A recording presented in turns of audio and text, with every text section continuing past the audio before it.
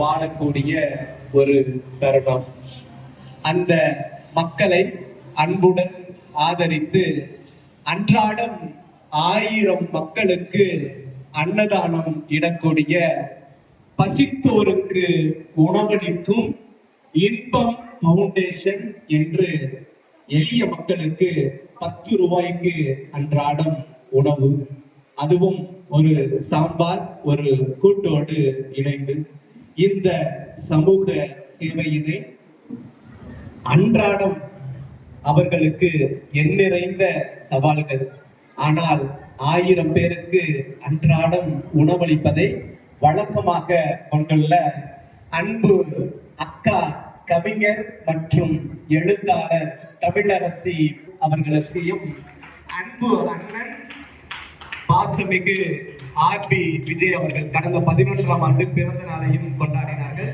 எளிய மக்களுக்கு அன்றாடம் உணவளிக்கக்கூடிய இந்த அன்பு உள்ளங்களை சரித்திரம் படைப்போம் தளம் மனதார கௌரவித்து மகிழ்கின்றது. இவர்களை கௌரவித்து மதிப்பளிப்பதற்காக அன்பு ஐயா கல்லை நா செயராமன் அவர்களையும்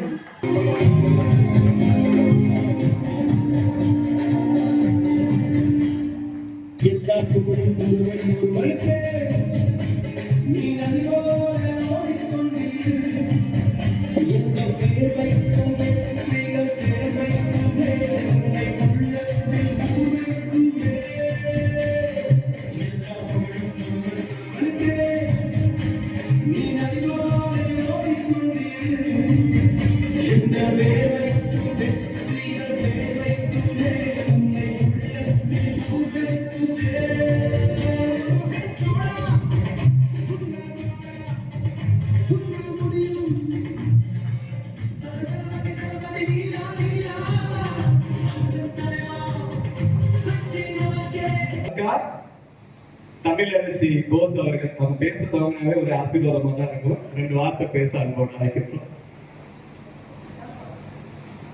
பேரன்பு வணக்கம்.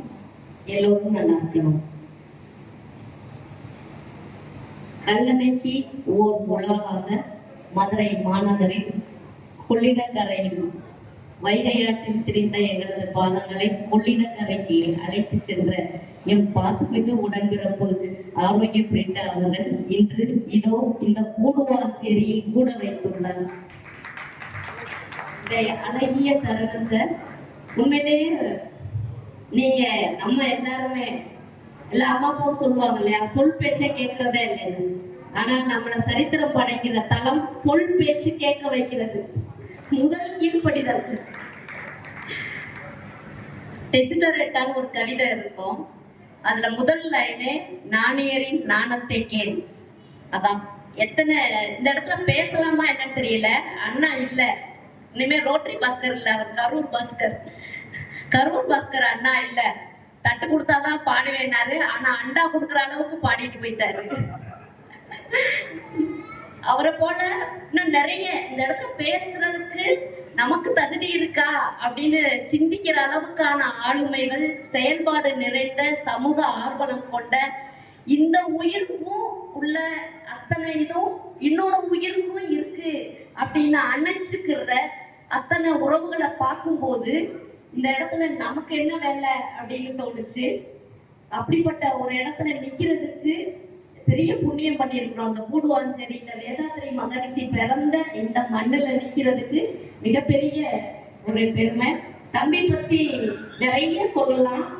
அதுல ஒரு விஷயம், கொள்ளிட ஆற்றங்கரையில துணி துவைச்சுக்கிட்டு இருந்தாங்கன்னா ஒரு அம்மா, அவரோட கவிதையில வந்தது, அந்த துணியில ஒரு பெண் துணி துவைப்பது இயல்பு, ஆற்றுல அதை அடிச்சு துவைத்ததால அதை